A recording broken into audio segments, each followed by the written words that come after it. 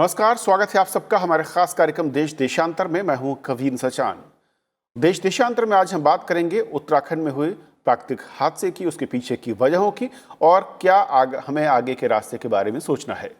उत्तराखंड के चमोली में रविवार को ग्लेशियर टूटने से एक बड़ा हादसा हो गया। अब तक राहत और बचाव के काम के दौरान चमोली जिला पुलिस ने 19 शव मिलने की पुष्टि की है और बताया जाता है कि करीब 200 के करीब लोग लापता हैं। रात और दिन लगातार बचाव का काम जारी है। सुरंगों के पास से मलबा हटाया जा रहा है और माना जा रहा है कि काफी लोग इसमें फंसे हो सकते हैं। हादसे में जान गंवाने वाले लोगों के परिजनों के लिए राज्य और केंद्र सरकार ने मुआवजे का ऐलान किया है। इसके साथ साथ सेना, वायुसेना, एनडीआरएफ, आईटीबीपी और एसडीआरएफ की टीमें स्थानीय प्रशासन के साथ मिलकर राहत और बचाव के काम में लगी हुई हैं। वैश्विक स्तर पर इस घटना पर लोगों ने गहरा दुख जताया है, लेकिन बड़ा सवाल यह है कि आखिर ग्लेशियर टूटा क्यों और इस टूट की घटना से वैज्ञानिक हैरान हैं। वैज्ञानिकों का तर्क है कि सर्दियों में ग्लेशियर फटने की यह घटना पहली बार नजर आई है। हालांकि ये असामान्य घटना के तौर पर देखी जा रही है और कुछ वैज्ञानिक ये भी मानते हैं कि गर्मियों में होता है, इस तरीके की घटनाएं सामने आती हैं जबकि ग्लेशियर टूटते हैं, लेकिन सर्दियों में ये पहली बार सामने आया है, जो कि बेहद चौंकाने वाली घटना है। तो आज सवाल ये है कि क्या ग्लेशियर फटने के पीछे कारण जो है वो जलवायु परिवर्तन है और ये साफ तौर पर संकेत हैं या कुछ और कारण हैं। और जब वैज्ञानिक ये मानते हैं कि इस तरह की घटनाएं गर्मियों में होती हैं, तो सर्दियों में अगर ग्लेशियर टूट या फट रहे हैं तो फिर कारण क्या है, ये संकेत क्या है और किस तरीके से पूरे हिमालयी रीजन को अगर देखें तो उसके लिए हमें भविष्य में कदम उठाने की जरूरत होगी। हमारे साथ इस चर्चा में जुड़ रहे हैं 3 खास मेहमान। अमरेंद्र कुमार सेंगर हैं, आईजी एनडीआरएफ। आपका स्वागत है अमरेंद्र जी। हमारे साथ टेरी से सीनियर फेलो हैं, जलवायु परिवर्तन पर काम करते हैं, सुरुचि भटवाल हमारे साथ हैं। आपका स्वागत है मैम। और प्रोफेसर यशपाल सुंदरियाल हमारे साथ हैं, भूविज्ञान विभाग, एचएनबी गढ़वाल यूनिवर्सिटी उत्तराखंड से। आपका भी स्वागत है। शुरुआत में अमरेंद्र जी आपसे करना चाहूँगा, क्योंकि एनडीआरएफ की टीमें यहाँ पर लगी हुई हैं और कोऑर्डिनेशन का काम हम देख रहे हैं अलग अलग एजेंसीज का हो रहा है। अगर हम समझना चाहें कि मोटे तौर पर अगर हम अब तक जो लापता लोग हैं या जो रेस्क्यू ऑपरेशंस हैं, कौन से रीज़न है जहां पर सबसे ज़्यादा इस वक्त आशंकाएं हैं कि वहां पर लोग फंसे हो सकते हैं, या रेस्क्यू की जो टीमें हैं कितनी टीमें हैं, और कौन से स्पेसिफिक जोन या इलाके हैं जहां पर इस वक्त रेस्क्यू ऑपरेशंस पर ज़्यादा जोर दिया जा रहा है? इस समय मल्टी एजेंसी एफर्ट वहाँ पे जारी हैं। उन मल्टी एजेंसीज में हमारी आईटीबीपी है, एनडीआरएफ है, एसडीआरएफ है, इंडियन आर्मी है, एयरफोर्स के जहाज से सॉर्टीज आ रही हैं, कई हेलीकॉप्टर्स लगे हुए हैं।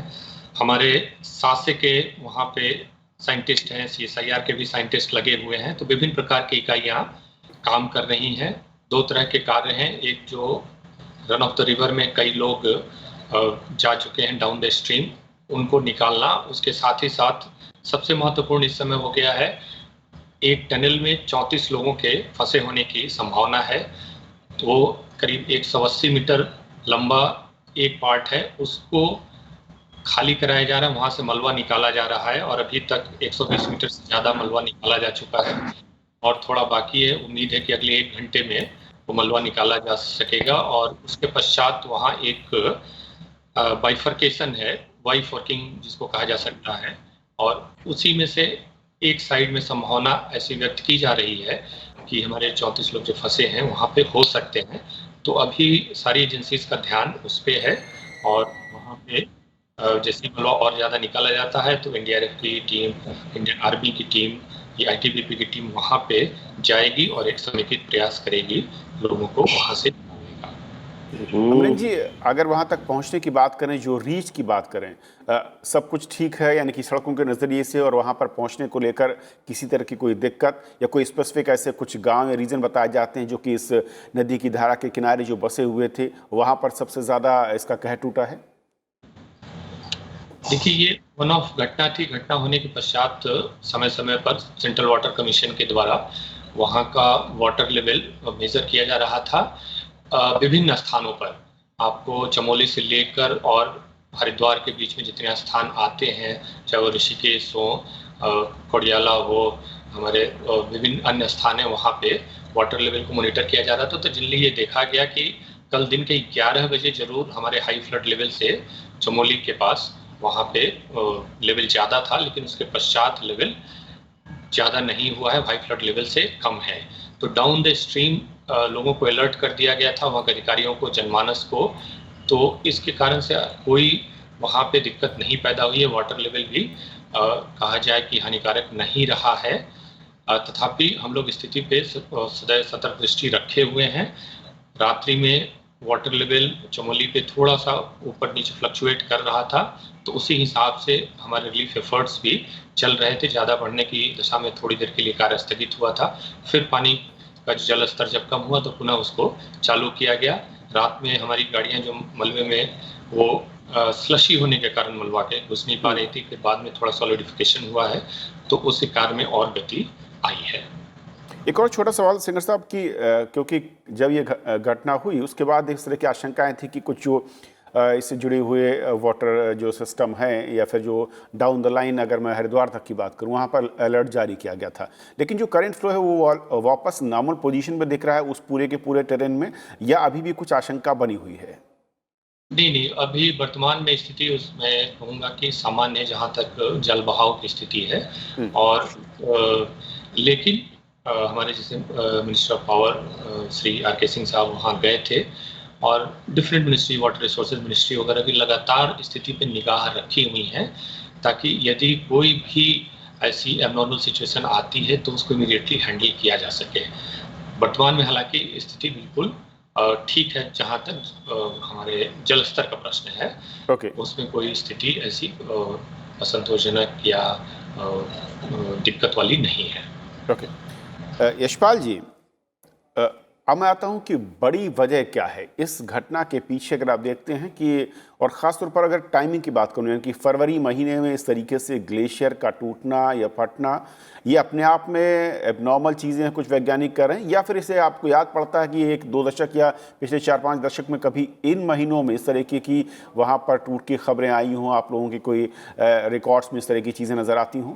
हम लोग अभी 5 फरवरी तक उसी एरिया में थे, जोशीमठ से और मलारी तक वाला एरिया हम कवर कर रहे थे। मेरे पास भारत सरकार के department of science and technology का एक प्रोजेक्ट है जो कि मेनली क्लाइमेट चेंज पे है, और मेरी पूरी टीम मेरे साथ, जो उसके को इन्वेस्टिगेटर हैं डॉक्टर नरेश राणा, हम लोग सब 5 फरवरी को ही जोशीमठ से लौटे थे, और हम लोग उस इलाके में देख रहे थे। और जो ऋषि गंगा जहाँ पे ये घटना हुई है, तो वो उसका वाटर सेट तो बहुत बड़ा है, तो ऋषि गंगा अगर रुकी होती, डैम हुई होती, तो फिर ये हादसा बहुत बड़ा होता।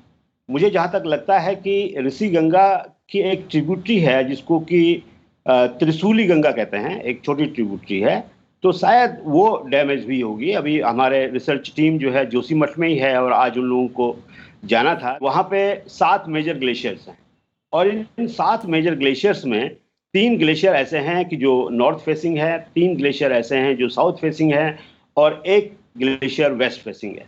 इसमें जो साउथ फेसिंग ग्लेशियर्स हैं, इनमें सोलर इंसुलेशन प्रिजर्व होता है और ये सबसे ज़्यादा पिघलते हैं। लेकिन यहाँ पे जो एक संभावना हमें लग रही है, 2 साउथ फेसिंग हैंगिंग ग्लेशियर्स यहाँ पे हैं, और जो हैंगिंग ग्लेशियर्स होते हैं उनमें एवलांच करने की, वो बहुत बड़ा टुकड़ा बर्फ और मिट्टी पत्थर का जो है वो फेंक सकते हैं किसी भी ट्रिब्यूटरी में, और ट्रिब्यूटरी ब्लॉक हो सकती है। तो अभी जो सैटेलाइट डेटा अवेलेबल है, फ्रीली अवेलेबल है, उसको अगर मैं देख पा रहा हूँ, और जो कुछ मैंने उसमें देखा है, तो मुझे लगता है कि एक छोटी सी ट्रिब्यूटरी जो त्रिशूली गंगा है, शायद वो जो है ब्लॉक हुई है। और अभी भी ये कहा जा रहा है, सिंगर साहब वहाँ पे हैं, उन लोगों को ज़्यादा पता होगा, लेकिन मुझे टेलीफोन पे ये बताया गया कि ऋषि गंगा में जो पानी का एक लेवल है वो घट और बढ़ रहा है। तो निश्चित रूप से ऋषि गंगा तो ब्लॉक नहीं हुई है, लेकिन उसमें एक ट्रिब्यूटरी कोई ब्लॉक हुई है, और ग्रेडियंट हाई था। कल जो ट्रिब्यूटरी ब्लॉक हुई होगी थोड़ी देर के लिए, उससे जो डिवास्टेशन किया, तो जहाँ पे ग्रेडियंट रिवर्स का हाई होता है, और हायर हिमालय में बहुत सारा सेडिमेंट होता है, लूज सेडिमेंट, ग्लेशियोजेनिक मटेरियल, वो सेडिमेंट जब मोबिलाइज होता है तो बड़े बड़े बोल्डर्स को ब्यूएंसी में उनको तैरा देता है। तो ये थोड़ा सा मैं ये आपसे कहना चाहूंगा कि ये सारी चीजें वहां पे हुई हैं। बहुत अच्छी जानकारी आपने दी सर, लेकिन एक चीज मैं और थोड़ा सा जानना चाहूंगा कि कहा जाता है कि गर्मियों में आमतौर पर इस तरह की मूवमेंट या डेवलपमेंट ग्लेशियर में नजर आती है, क्या ये सच है? और सर्दी के मौसम में अगर इस तरीके का मूवमेंट है तो क्या ये ज़्यादा चिंताजनक है और ये पहली बार ऐसा हो रहा है, और इसके पीछे फिर वजह क्या है? जी जी जी, मैं पिछले 40 साल का हमारे पास रेनफॉल और टेम्परेचर का डाटा इस एरिया का है, और उसके बेसिस पे जो हमने एक प्राइमरी विश्लेषण किया है, उसके आधार पर मैं कह सकता हूं कि लगभग पिछले 40 साल में 0.6 डिग्री सेंटीग्रेड टेम्परेचर बढ़ा है। और अगर मैं इसको कैलकुलेट करूं 100 साल के लिए, तो 1 डिग्री सेंटीग्रेड टेम्परेचर पर 100 ईयर अभी तक का जो आकलन है। और रेनफॉल को अगर मैं मानूं तो रेनफॉल में कमी आ रही है पिछले 40 साल के डाटा में। लेकिन इसमें समझने वाली बात होगी कि रेनफॉल में भले आपके एनुअल रेनफॉल कम हो रहा है, 15 मिलीमीटर पर 10 ईयर इसका रिड्यूस हम पा रहे हैं, लेकिन सबसे बड़ी बात है कि जो एक्सट्रीम इवेंट हैं मानसून पीरियड में, बादल का फटना, ये ग्लेशियर लेक का फटना, ये घटनाएं बढ़ रही हैं।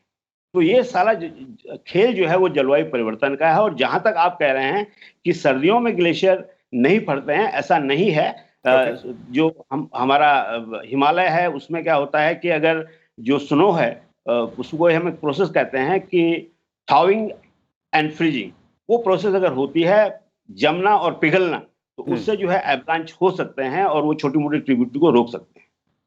यशपाल जी, आप कहना कि ये सर्दियों में या गर्मियों से मतलब नहीं है, इस तरह की घटनाएं होती हैं, और ग्लेशियर का जमना और पिघलना ये एक नेचुरल प्रोसेस है, लेकिन जिस तरीके से टेम्परेचर बढ़ा है उसका असर नजर आता है। सुरुचि जी, क्या संकेत सीधे तौर पर यह है कि जलवायु परिवर्तन, और बहुत सारी इंटरनेशनल रिपोर्ट्स इस पूरे रीजन को लेकर है, और मैं कहूँ कि न सिर्फ इंटरनेशनल बल्कि राष्ट्रीय कुछ रिपोर्ट्स जो हैं अलग अलग इंस्टीट्यूट्स की हैं, सीधे तौर पर यह नज़र आता है कि हम अब पूरे के पूरे इस रीजन में अगर देखें तो जलवायु परिवर्तन के संकेत नहीं बल्कि उसके प्रभाव हमारे सामने है इस घटना के साथ?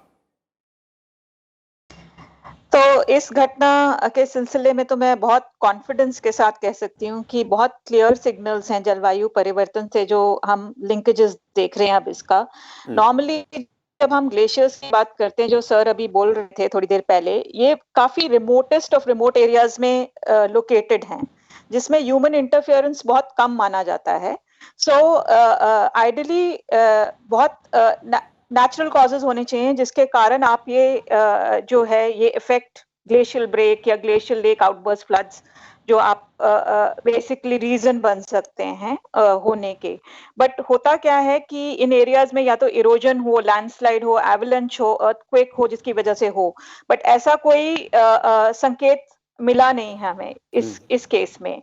तो बहुत क्लियर है कि इसमें जलवायु परिवर्तन का जो रीजन है, कंट्रीब्यूशन है, जो ग्लेशियल ब्रेक में और आउटबर्स्ट फ्लड में, वो बहुत ज्यादा स्ट्रॉन्ग है मैं कहूंगी। क्योंकि और जो आपने पहले क्वेश्चन किया था कि ये नॉर्मली आपको इस तरह के जो ग्लोव्स हैं, ग्लेशियल लेक आउटबर्स्ट फ्लड्स हैं, आपको समर टाइम में या सून आफ्टर समर दिखने को मिलते हैं, आइस के चंक्स वाटर के फ्लो के साथ बहते हुए।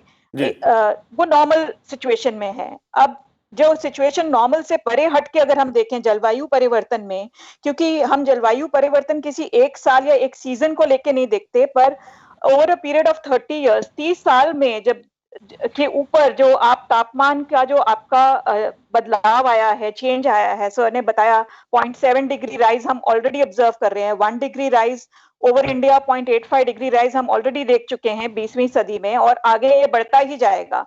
तो इस तरह के जो सिचुएशंस हैं जहां आपको जो 14,000 ग्लेशियर्स हैं हमारे Himalayan Hindu Kush Himalayan range में, उनका जो बैलेंस जो इफेक्ट होने की संभावना है, और ग्लोव्स और ज्यादा जो हैं, हम इस तरह के इंसिडेंसेस और ग्लेशियल लेक्स के क्रिएशंस को देखने की जो संभावना है, हम मानते हैं कि ये बढ़ने वाले हैं आगे की दशकों में, और हमको इनके लिए बेसिकली सतर्क रहना पड़ेगा और इनके लिए प्रिपेयर्ड रहना पड़ेगा। तो क्या ये कहा जाए सुचि जी कि हिंदू का हिमालय रीजन में अगर हम इस घटना को, जैसे आपने कहा कि जो अब तक तस्वीर या जो चीज़ें सामने आ रही हैं, साफ इशारा कर रही हैं कि ये कहीं ना कहीं सीधे तौर पर जलवायु परिवर्तन का असर है, तो इस पूरे बेल्ट की अगर मैं बात करूं, हिमालयी बेल्ट की बात करूं, किस तरीके के खतरे आपको लगता है कि उन अलग अलग राज्यों में नजर हो आशंका है, और उनसे बचने के लिए हमारे पास रोड मैप या हमारा जो मॉडल है वो फिर किस तरीके का, और क्या वो कदम हमारे लिए बहुत ही महत्वपूर्ण है जो हमें जल्द से जल्द उठाने होंगे?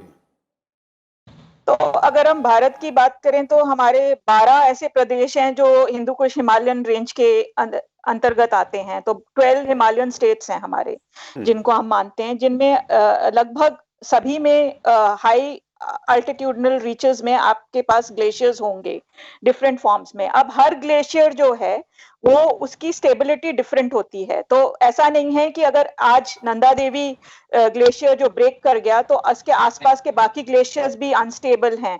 हर ग्लेशियर की अपनी एक स्टेबिलिटी होती है, एक मास एक्यूमुलेशन होता है, जो सर बोल रहे थे, फ्रीजिंग एंड थॉइंग प्रोसेस होता है, उसका एक इक्विलिब्रियम स्टेट होता है। जब वो इक्विलिब्रियम स्टेट उस ग्लेशियर का इफेक्ट हो जाता है, तब वो ग्लेशियर जो है वल्नरेबल हो जाता है, एक ऐसे सिचुएशन पे पहुंच जाता है जहां पे वो या तो लेक में कन्वर्ट होना शुरू हो जाता है, जिसमें कि वो ज्यादा पानी एक्यूमुलेट करना शुरू कर देता है। दूसरा जो है, या तो वो ब्रेक करना शुरू कर जाता है थोड़े पॉइंट, कुछ पॉइंट से।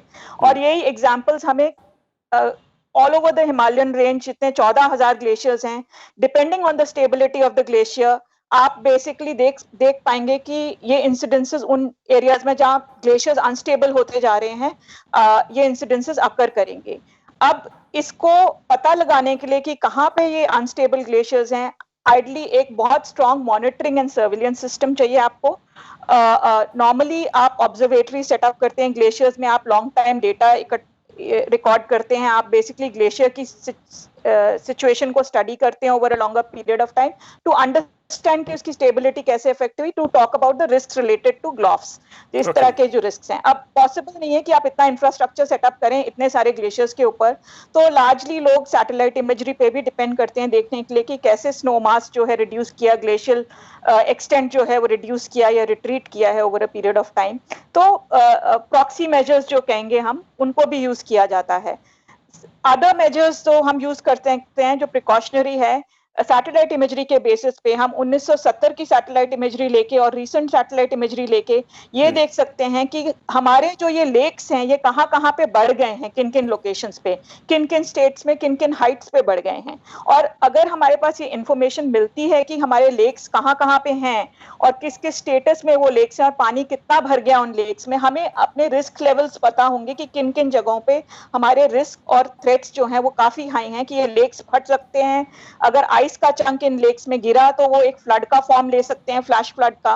तो इन तरह के स्टडीज की बहुत जरूरत है, इन तरह के मॉनिटरिंग और सर्विलेंस सिस्टम्स की बहुत जरूरत है हिमालयन सिस्टम्स में, ताकि हम इन रिस्क को रिड्यूस कर सके। और रिस्क रिड्यूस कर सकते हैं, नेपाल में एग्जांपल्स थे जहां पे कि लेक्स जब भर गए थे तो गवर्नमेंट ने यूएन असिस्टेंस लेके उन लेक्स को ड्रेन आउट किया बिफोर वो एक फ्लड का फॉर्म लेते हैं। उससे पहले अगर आप इन लेक्स को ड्रेन आउट कर दें स्लोली, देन इतना मैसिव इंसिडेंट होने की जो संभावना है, आप उसको आशंका कम हो सकती है। ओके, रोक सकते हैं, जितना जो नुकसान आप बाद में देखते हैं। यशपाल जी, जो सुरुचि जी ने कहा किस तरीके से हम कदम उठा सकते हैं, लेकिन इसके साथ साथ हम जो पूरी हिमालयी बेल्ट की बात करते हैं तो और यहाँ पर नदियों में बहुत सारे प्रोजेक्ट लग रहे हैं, लगे हुए हैं, इसके अलावा दूसरे डेवलपमेंटल वर्क भी हो रहे हैं, तो क्या आपको लगता है कि उस नज़रिए से हमें इसको रिविजिट भी करना होगा, या फिर कुछ और हमारे पास इसको रोकने, ऐसे बचने के रास्ते नजर आते हैं? हायर हिमालय में सेडिमेंट,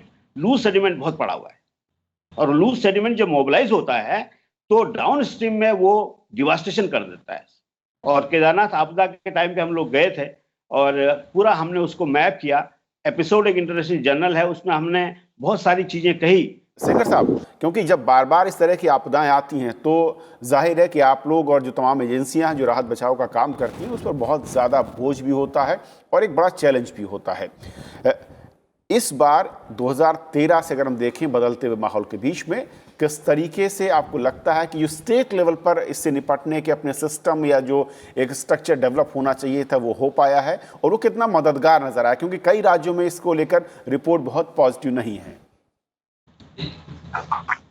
ये विगत 2000 घटना हुई थी और अभी जो घटना हुई है, अगर दोनों की तुलना करते हैं तो सबसे प्रथम बात ये है कि जो मैग्नीट्यूड है पूर्व वाला और वर्तमान वाला, उसमें काफ़ी फर्क है। वो ज़्यादा बड़े मैग्नीट्यूड का था, अभी तक इस में वो मैग्नीट्यूड नहीं है। रही बात हमारे जो सर्च एंड रेस्क्यू की कैपेसिटीज़ हैं, चाहे वो स्टेट की हो चाहे सेंटर की हो, वो संख्यात्मक तरीके से और गुणात्मक तरीके से दोनों में ही काफ़ी परिवर्तन हुआ है। एसडीआरएफ आप वहाँ के स्थानीय देखेंगे तो जो उसकी व्यवस्था थी उसमें काफ़ी सुधार हुआ है, संख्यात्मक रूप से भी गुणात्मक रूप से भी। एनडीआरएफ की भी कई टीम्स बढ़ी हैं, आपसी कोऑर्डिनेशन बढ़ा है। इतनी सारी एजेंसीज आप देखेंगे इस समय काम कर रहे हैं और बिल्कुल परफेक्ट कोऑर्डिनेशन के साथ आईटीबीपी काम कर रही है, एनडीआरएफ काम कर रही है। इंडियन एयरफोर्स का प्लेन जब अल्पकालीन सूचना पे तैयार मिलते हैं, आर्मी वहाँ पे है, सासे की संस्था है, सीएसआईआर के कई सारे इंस्टीट्यूट्स हैं। तो पिछले 7 साल पूरे भारत ने और उत्तराखंड ने काफ़ी इस क्षेत्र में प्रगति की है, बट हमेशा चाहे जब जितनी भी प्रगति कर लें इस क्षेत्र में, इसमें और बेहतरी की गुंजाइश रहती है और काफ़ी चीज़ें हम लोग कर सकते हैं। जैसा मैडम ने बताया कि अर्ली वार्निंग सिस्टम्स वगैरह इसको डेवलप करने पड़ेंगे, ताकि चाहे वो कम्युनिटी मेजरिंग के माध्यम से हो, चाहे वहाँ पे लोकल फोर्स स्थापित करके हो, और भी सुधार की गुंजाइश। सुरुचि जी, इंटरनेशनल लेवल पर इसको लेकर भी काफ़ी काम हो रहा है। मैं देख रहा था कि अलग अलग पेपर सबमिट किए गए हैं, कुछ नए मॉड्यूल्स या फिर नई चीज़ों को टेक्नोलॉजी के ज़रिए भी इसमें काफ़ी योगदान रहा है। लेकिन इस पूरे के पूरे रीजन में अगर हम इस क्लाइमेट चेंज को असरदार तरीके से हम जब देख पा रहे हैं कि इसका इम्पैक्ट किस तरीके से बढ़ा है पिछले करीब 2 से 3 दशक में, और ख़ासतौर पर उत्तराखंड में त्रासदी एक के बाद एक रिपीट होती नज़र आई हैं। सबसे जो शुरुआती इस वक्त उपाय हैं, जिसे अब मैं कहूँ कि जो त्वरित कदम होने चाहिए, वो इस वक्त क्या नज़र आते हैं? और जब इन ट्रिब्यूटरीज़ की बात होती है तो क्या इस वक्त कोई ऐसा रास्ता नज़र आता है जिससे कि हम मॉनिटरिंग के साथ साथ जो फ्लो का करंट जो है कहा जाता है ट्रिब्यूटरीज़ का, उसको अगर हम मिनिमाइज़ करने की दिशा में कोई ऐसी टेक्नोलॉजी या कोई ऐसे कदम है जिसके ज़रिए हम जो आपदा के बाद जनहानि है उसको हम कम कर पाएँ? सबसे पहले तो जो सर पहले बोल रहे थे, हमें इंस्टीट्यूशनल मैकेनिज्म्स चाहिए जो पहले बात हो रही थी, मॉनिटरिंग एंड सर्विलेंस बढ़ा सके हमारे हिमालयन रीजन में। सो जैसे वादिया इंस्टीट्यूट में अगर सेंटर बनाया गया था, I think first and foremost हमें वेज ढूंढने पड़ेंगे कि हम इन इंस्टीट्यूट्स को सस्टेन कर सकें, इनको सपोर्ट कर सकें, R&D को सपोर्ट करने के लिए, रिलेटेड R&D को सपोर्ट करने के लिए। हमारे पास ऐसे सिस्टम्स नहीं हैं वेर इन साइंटिस्ट जो हैं कॉन्स्टेंटली आर सपोर्टेड और are supported to undertake such kind of research. तो ये रिसर्च कंटिन्यूस वे में होना चाहिए, कंटिन्यूस मोड पे मॉनिटरिंग सर्विलेंस होना चाहिए, और हमारे सरकारी विभागों से सपोर्ट मिलना चाहिए। साइंस एंड टेक्नोलॉजी डिपार्टमेंट है हमारा, मिनिस्ट्री है साइंस एंड टेक्नोलॉजी का। एक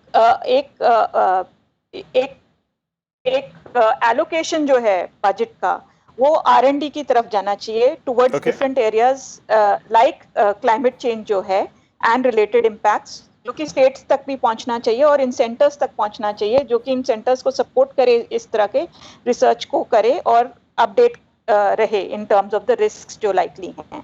तो एक तो वही है। दूसरा जो कह रहे थे, जो सर ने भी बोला, early warning systems, and also on the other hand may be you should always be ready with shops. Like Covid की सिचुएशन में हमने सुना था उत्तराखंड में स्टैंडर्ड ऑपरेटिंग प्रोटोकॉल्स की बात हो रही है कि स्कूल्स का सॉप्स क्या होना चाहिए, पब्लिक का स्टैंडर्ड ऑपरेटिंग प्रोटोकॉल क्या होना चाहिए, मार्केट में कैसे बिहेव करें आप,